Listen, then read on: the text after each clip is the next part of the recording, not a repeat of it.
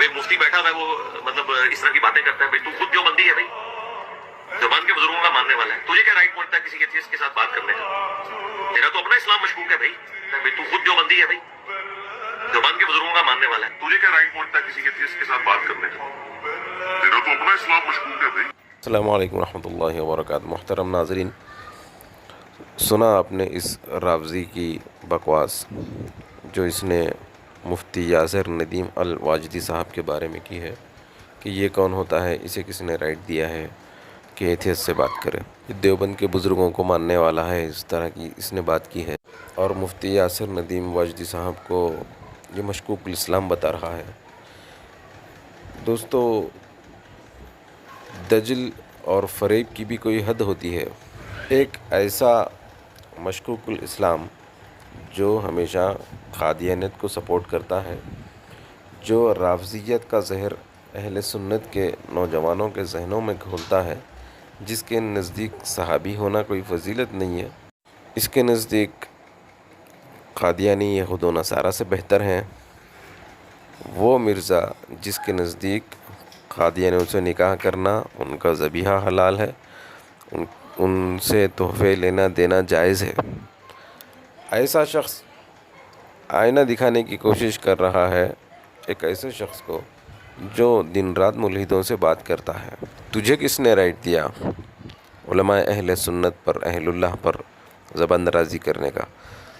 تجھے کس نے رائٹ دیا حضرت معاویہ رضی اللہ عنہ کی شان میں گستاخیاں کرنے کا؟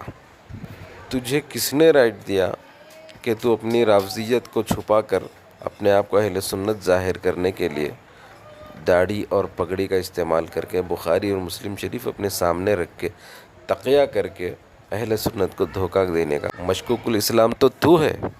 تیری شیعہ نوازیاں, قادیانیت نوازیاں اب کھل کر سامنے آ چکی ہیں.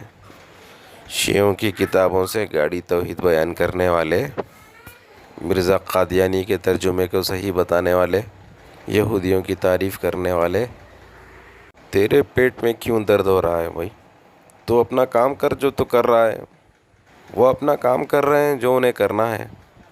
اب کیا اہل سنت کے علماء تجھ سے رائٹس لیں گے کس سے بات کرنا ہے کس سے نہیں کرنا ہے؟ تیری اوقات نہیں ہے اکیڈمی سے باہر نکل کے کسی سے بات کرنے کی. حقیقت تو یہ ہے کہ تیرے اندر وہ قابلیت ہی نہیں ہے کسی ایتھیسٹ سے بات کرنے کی. تو سستی شہرت کا بھوکا تھا, تیری شہرت مان بڑھنے لگی ہے, لوگ تجھے سمجھنے لگے ہیں, اور مفتی یاسر ندیم الواجدی کو اللہ تبارک و تعالیٰ اور شہرت دے اور ان کی عزت میں اضافہ کرے. کون حقیقی علمی ہے اور کون بوگس علمی ہے, ساری دنیا کو یہ باتیں اب نظر آنے لگی ہیں, ہر چیز واضح ہونے لگی ہے. اسلام کی فکر کر, ٹھیک ہے؟